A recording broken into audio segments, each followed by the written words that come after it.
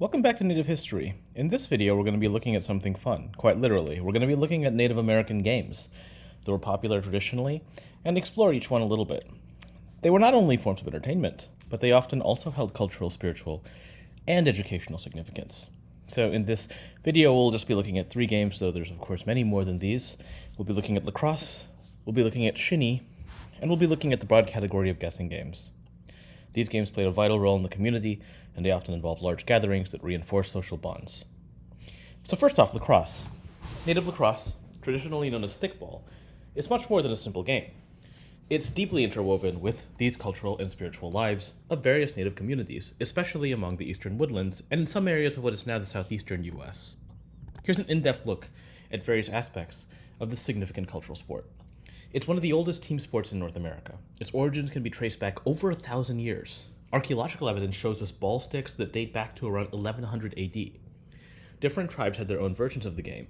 Each one had unique rules and equipment and spiritual significance. For many of tribes, lacrosse was way more than a game. It was a ceremonial event intended to please the gods, or a quote-unquote medicine game played for healing and as offerings to spiritual entities. It was believed to be a gift from the creator, played to resolve conflicts, heal the sick, prepare for war, or give thanks. The game was traditionally played between 2 teams, which could consist of about 10 players, but it could also consist of up to several hundred players. There were no fixed team sizes, unlike lacrosse as it's played today. The playing field could stretch from about 500 yards to several miles across open plains. The goals could be trees or rocks or other natural markers, with the objective being to strike the goal with a ball. Players used a wooden stick with a woven, netted pouch on one end to catch, carry, and pass a deerskin or wooden ball. The rules varied significantly from tribe to tribe. Some games were played from sunup to sundown, lasting several days. The lacrosse stick was usually crafted from hickory. It varied in length and had a netted pocket made of leather or sinew. Sticks could be single or double-headed. Players often wore minimal clothing to increase agility, and they often decorated their bodies with paint and wore ceremonial accessories for spiritual protection and blessing during the game. It served as a means to actually settle disputes between tribes. Instead of going to war, you could just play a game of lacrosse. It was also a tool to toughen young warriors for battle and to teach values like courage, loyalty, and perseverance. Community involvement was super high, with entire villages turning out to watch and cheer. Feasts, dances, ceremonies would accompany these events, enhancing community bonds. These days, it's become a modern sport played worldwide, governed by structured rules, and recognized officially with national and international bodies. But many native communities continue to play traditional lacrosse, maintaining its ceremonial aspects and cultural significance. Now let's turn to Shinny. Shinny, which is also called Bagatawe, is a traditional Native American game that resembles modern field hockey or ice hockey. It was again played widely among tribes in North America and was important for community engagement. Shinny has ancient origins just like lacrosse. It was played by tons of Native American tribes, but it was particularly popular in the Plains, Southwest, and Northwest regions. So again, it held ceremonial importance, and sometimes tribes could interact or resolve disputes through Shinny rather than through war. The basic objective of Shinny is to use a stick to move a ball or a small object into the opponent's goal area. Unlike lacrosse, Shinny often involves a smaller ball and shorter sticks. The game can be played on grass, ice, or any cleared ground, making it extremely versatile for different climates and seasons. Games could involve large numbers of participants, or it could be scaled down for smaller group play.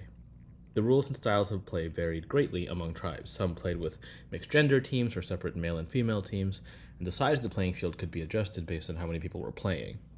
Usually players used curved sticks made from wood. This ball, however, could be made from stone, wood, or a tightly rolled cloth or leather. The equipment was often crafted by the players themselves, adding a personal and communal effort to the preparation for the game.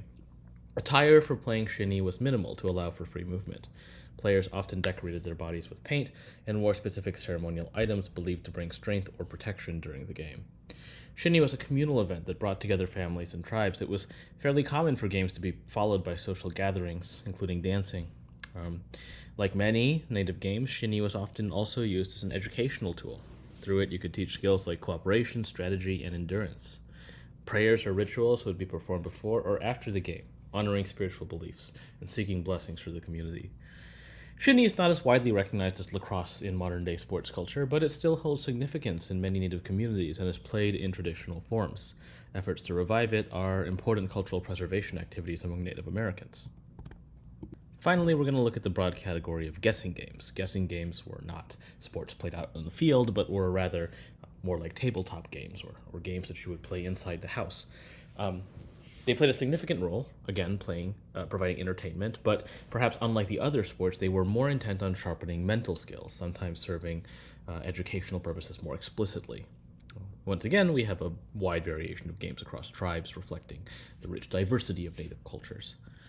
So, first off, we have something called the hand game. It's also called the stick game. It's a very popular guessing game. It's played across many tribes, especially in the plains and in the west. It involves hiding a small object like a stone or a bone in one of several possible locations, often like handheld items or behind the player's back. The opponents guess the location of the object, and points or sticks are awarded for correct guesses. Often, this game is actually accompanied by songs and drumming, which adds to a kind of ceremonial aspect. Then there's something called the moccasin game. Similar to the hand game, this involves hiding an object under one of several moccasins. Players or teams guess under which moccasin the object lies. The game can involve elaborate rituals, including deceptive moments and psychological tactics to confuse the opposing team. Then finally, there's bone and stick games. These could include various forms of guessing games using animal bones and sticks, where players have to guess the arrangement or the position of these items after they are shuffled and concealed. Once again, these games were often social events, not just played within families or among children, but actually by bringing together people from different tribes. Both men and women played these games, and they were used to teach strategy, observation, and memory skills to younger members of the tribe. While some traditional guessing games have diminished in popularity, others continue to be part of community life in many Native cultures. They are often featured in cultural revival efforts and modern powwows, maintaining their ceremonial and competitive aspects. Educational programs and cultural heritage projects also use these games to teach younger generations about their traditions and the importance of mental acuity and intuition. They also provide a means for elders to pass on traditions orally and experientially throughout the game, which is a fundamental aspect of many Native cultures. Thank you for listening.